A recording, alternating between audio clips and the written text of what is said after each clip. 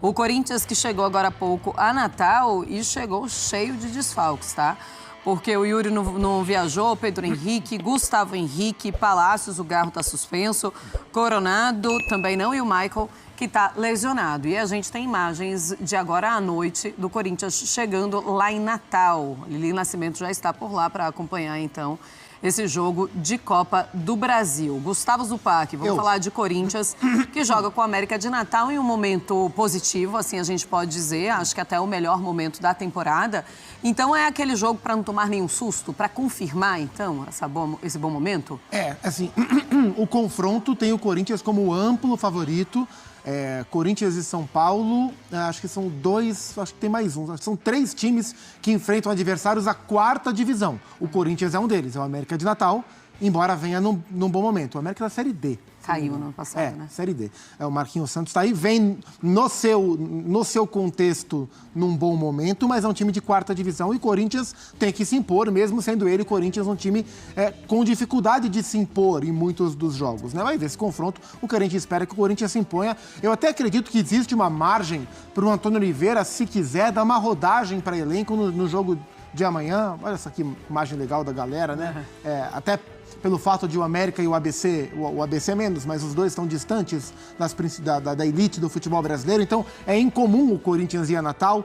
Bela atitude do Antônio Oliveira. Ele sai do hotel para falar com os torcedores, né? Exatamente. Isso é muito legal, a gente está vendo, inclusive, pela lente do celular da torcedora ali. Muito bacana.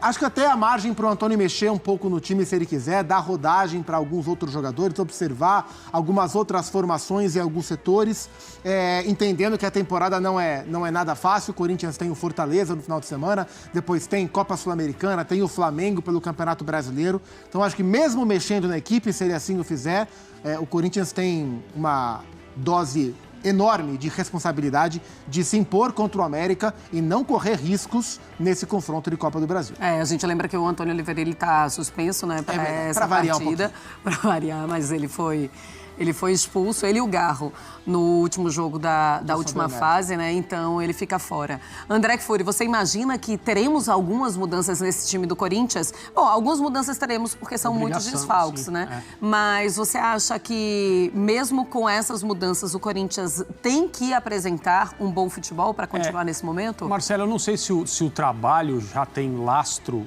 para que o Antônio Oliveira escale um time muito diferente do que seria o melhor, se ele pudesse. E o Corinthians, mesmo assim, manter os níveis, né, de competição, a questão da criatividade, movimentos ofensivos, finalizações, tem sido um defeito do Corinthians, até com seus principais jogadores. Isso ficou muito claro. Só não aconteceu, evidentemente, na última partida contra o Fluminense, quando as coisas andaram muito bem, especialmente com a tarde que o Wesley teve, né, em Itaquera. E da forma como ele brilhou, o Corinthians sem a bola foi muito eficiente, muito competente também. Mas era uma outra equipe em termos de nomes, né? Agora, o adversário é tecnicamente inferior, existe o fator casa, torcedor. Talvez entre em campo um time do Corinthians que não tem tanto entrosamento, os jogadores não se conhecem tanto, mas o Corinthians tem pelo menos o dever de mostrar a sua superioridade técnica contra o América e encaminhar essa classificação. Seria uma surpresa muito grande e muito negativa, né, do ponto de vista do Corinthians, se algo diferente disso acontecesse. Agora, eu não acho que a gente tenha já a amostra para dizer com confiança que, mesmo com muitos jogadores ausentes, o time do Corinthians pode manter o seu nível e, eventualmente, passar sem dificuldades pelo América fora de casa. Olha, eu queria colocar um outro assunto aqui, que é o Cássio.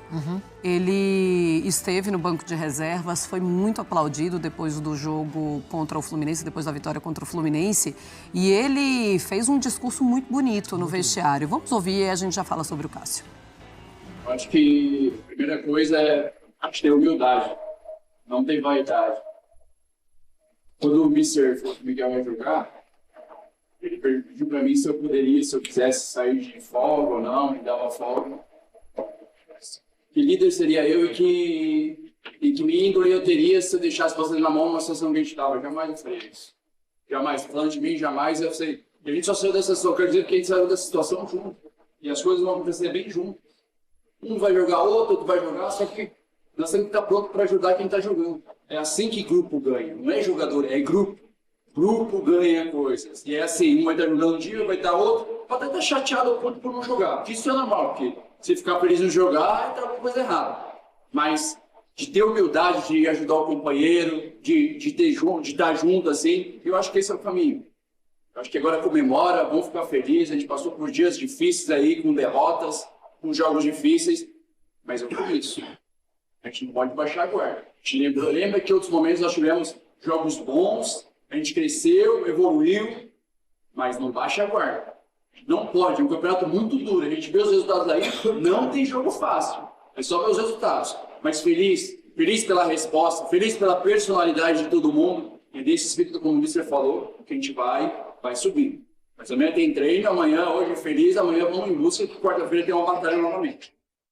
Tá aí, é muito importante a gente ver o tamanho do Cássio, não só para a torcida, mas para os jogadores do Corinthians, quando eles liberam imagens como essa. E era um jogador que estava no banco de reservas naquela partida. Zupac, é o momento de voltar com o Cássio para titular? Ou começa a separar, coloca o Cássio na Copa do Brasil como titular, Campeonato Brasileiro, ele fica no banco? Como é que você analisa? Eu acho que agora o Cássio tem que ficar fora. O mais difícil era tirar o Cássio.